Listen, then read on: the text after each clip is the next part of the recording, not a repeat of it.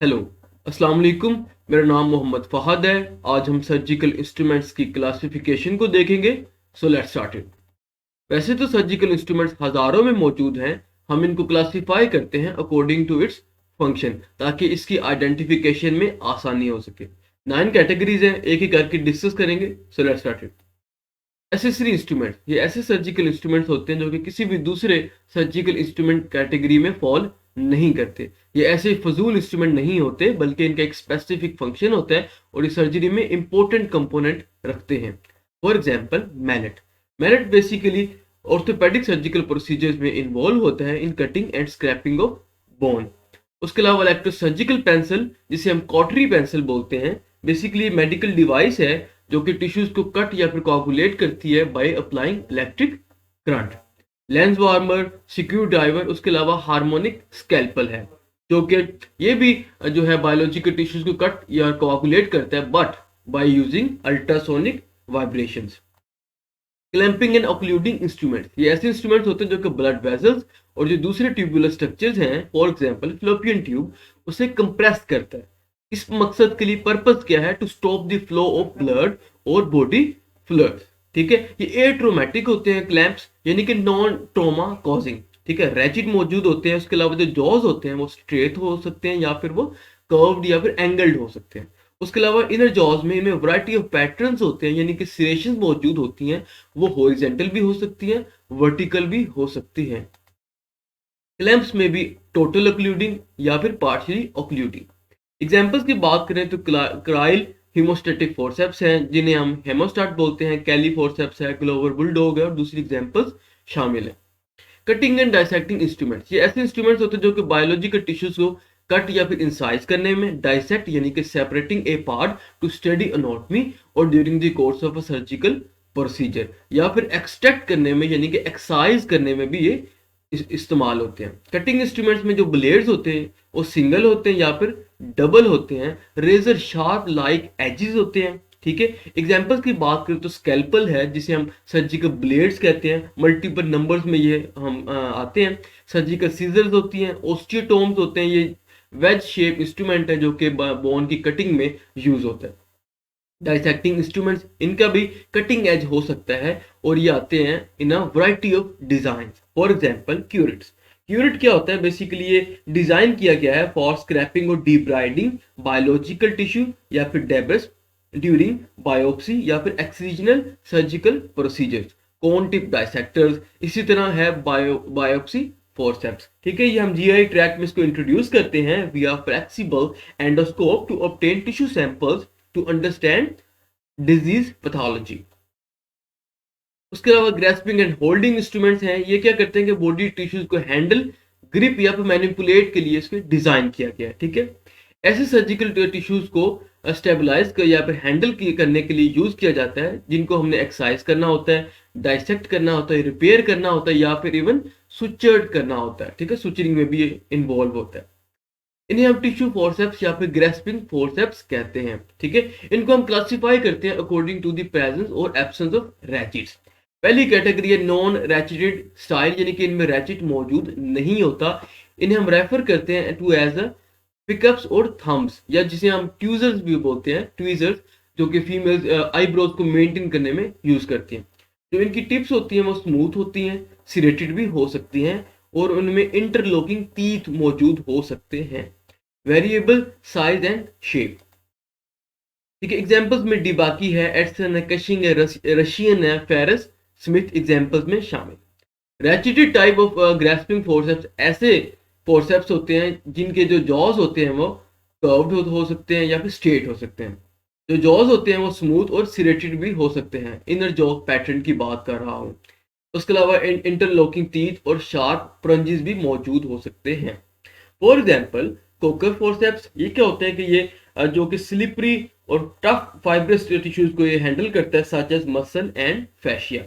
उसके अलावा Allis forceps, ये भी स्लिपरी डेंस टिश्यूज को लिफ्ट करने में, होल्ड करने में यूज होता है। फॉर एग्जाम्पल टोंसिलेक्टमी में बेसिकली मेनली यूज होता है। बोन होल्डिंग फोर्सेप्स टेनाकुलम, इसमें शार्प प्लंजेस होते हैं जो कि वजाइनल प्रोसीजर में इसे हम यूज करते हैं। Probing and dilating instruments. Probing instruments जो कि स्ट्रक्चर्स होते हैं, ओपनिंग होती है जो कि नेचुरल होती है, उसके अलावा जो ट्रैक्ट होते हैं उनको एक्सप्लोर करने में यूज किया जाता है। ऐसे इंस्ट्रूमेंट्स को ट्रैक वो हो सकता है जीआई ट्रैक्ट हो, यूटीआई भी हो सकता है, ठीक है। ऑफन ये ब्लंट होते हैं, यानी कि लेस डेंस लेस शार्प होते हैं, मेलिएबल होते हैं, वायर लाइक होते हैं, ठीक है। ये एक्सप्लोर करने में ये यूज होते हैं। डायलेटिंग इंस्ट्रूमेंट्स बेसिकली जो नेचुरल ओरिफिसेस होते हैं, for example urethra, nasal septum, और या फिर दूसरे जो ट्यूबुलर स्ट्रक्चर्स हैं उनको ये इनलार्ज करता है, डायलेट करता है। उसके अलावा ये स्ट्रक्चर्स को भी ओपन करता है। स्ट्रक्चर क्या होता है कि नैरोइंग होती है ऑफ द बॉडी पैसेज, ठीक है। उसके अलावा ये इंट्रोड्यूस एनदर इंस्ट्रूमेंट में भी ये डायलेटिंग इंस्ट्रूमेंट्स यूज होता है, ठीक है, डायलेट करता है। उसके अलावा ये सेट्स में मौजूद होता है number from the smallest to the largest. Examples की बात करें तो हैंक डायलेटर है, बेसिकली यूट्राइन और सर्विक्स डायलेटर होता है, ठीक है। वैन ब्यूरन है, ठीक है। Van Buren basically male urethra को ग्रेजुअली डायलेट करता है open before the placement of cystoscope. Cystoscope basically camera होता है जो कि ब्लैडर को इंस्पेक्ट करता है। बेक डायलेटर है, बेसिकली ये सीबीसी कॉमन बाइल डक्ट को डायलेट करते हैं to allow passage of bile from liver, में होनी भी शामिल है।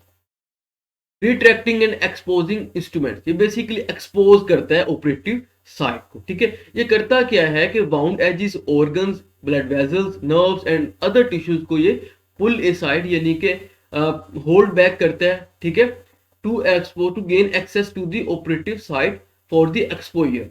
इन्हें हम रिट्रैक्टर्स बोलते हैं, ठीक है। इसकी क्लासिफिकेशन दो इसकी टाइप्स है, मैनुअल है, हैंड हेल्ड जो कि यूजर्स को ऑपरेट करता है। उसके अलावा सेल्फ रिटेनिंग है जिनमें रैचिट और सेल्फ लॉकिंग डिवाइसेस यूज होती हैं, ठीक है, जो कि stay open on their own, ठीक है, इन्हें हैंडल करने की जरूरत नहीं होती। इनके जो ब्लेड्स होते हैं रिट्रैक्टर्स के, वो वन होता है या फिर मल्टीपल्स होते हैं, ठीक है, जो बेसिकली टिश्यूज को होल्ड करते हैं बैक विदाउट कॉजिंग ट्रॉमा, ठीक है। जो रिट्रैक्टर के ब्लेड्स होते हैं उनको हमने कंफ्यूज नहीं करना चाहिए विद द कटिंग ब्लेड, क्योंकि ये एट्रोमेटिक होते हैं। रिट्रैक्टर के जो ब्लेड्स होते हैं वो कर्व्ड हो सकते हैं, एंगल्ड हो सकते हैं, ठीक है, ब्लंट होते हैं या फिर शार्प और डल प्लंजेस होते हैं, ठीक है। ये वेरी करते हैं blades in size according to the depth of wound and area of placement. Classification की बात करें तो हैंड हेल्ड है जो कि यूजर उसे ऑपरेट करता है to hold back the tissues to gain access to the operative site. Self returning retractors में रैचिट्स मौजूद होते हैं, ठीक है, और ये रिमेन ओपन रहते हैं ऑन इट्स ओन।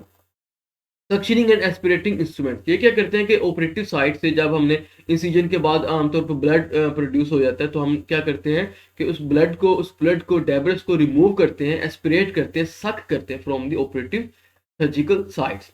इसकी सक्शन टिप्स के जो डिस्पोजेबल भी हो सकती हैं और नॉन डिस्पोजेबल भी हो सकते हैं, ठीक है। Variety of shapes and sizes होते हैं अकॉर्डिंग टू इट्स यूज, ठीक है। एग्जांपल्स की बात करें तो यंकर है, फ्रेजियर है, पूल है, बैरन है, ठीक है।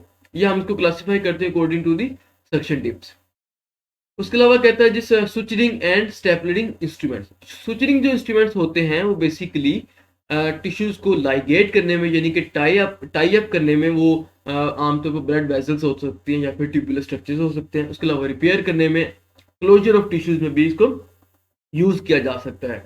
मेनली यूज किया जाता है इसमें नीडल होल्डर्स होते हैं जो कि कर्व्ड सुचर नीडल्स को होल्ड करने में यूज होते हैं। उसके अलावा knot pushers, endostitch and endo loops. Stapling devices, ये इसका जो पर्पस है वो बेसिकली टिश्यूज को लाइगेट करने में यानी कि टाई अप करने में, ठीक है। फॉर एग्जांपल आर्टरीज को टाई अप करने में। उसके अलावा ठीक है, एनास्टोमोस, ये क्या करता है कि कनेक्शन होता है, सर्जिकल कनेक्शन होता है बिटवीन टू स्ट्रक्चर्स। जब हम किसी भी स्मॉल इंटेस्टाइन का फॉर एग्जांपल पार्ट को रिमूव करें तो दो उसको क्या करता है कनेक्शन में, फिर वो इसको हम स्टेपलिंग डिवाइस को यूज किया जाता है। उसके अलावा क्लोजर में भी इसको इस्तेमाल किया जाता है। स्टेपलिंग का जो मटेरियल होता है वो बेसिकली स्टेनलेस स्टील का होता है, टाइटेनियम होता है या फिर इनसॉर्ब एब्जॉर्बेबल होता है। स्टेपल्स जो होते हैं बेसिकली नॉन क्रशिंग होते हैं, एट्रोमेटिक होते हैं। इनको हम टिश्यूज में इंट्रोड्यूस करते हैं टू प्रमोट हीलिंग, ठीक हो गया। और non disposable stapler, disposable stippling जो कार्ट्रिजेस होते हैं जो कि बेसिकली कंटेनर होते हैं जिसमें स्टेपल्स होते हैं, वो असेंबल्ड होते हैं ड्यूरिंग सेटअप, ठीक है। जो डिस्पोजेबल स्टेपल्स होते हैं जिसको हमने डिस्पोज कर देना होता है वो असेंबल्ड होते हैं, पैकेज होते हैं, और ये प्री स्टीराइल होते हैं बाय द मैन्युफैक्चरर, ठीक है। इनको हम रीलोड करते हैं विद अ न्यू कार्ट्रिज, ठीक है, जिसमें स्टेपल्स मौजूद होते हैं फॉर मल्टीपल यूजेस, ठीक है, वो रिसेक्शन भी हो सकता है, उसके अलावा अनोस्टोमोसिस भी हो सकता है on the same patient. Examples की बात करें तो स्किन स्टेपलर है, लाइगेटिंग क्लिप्स है, linear cutters and intraluminal staplers शामिल है।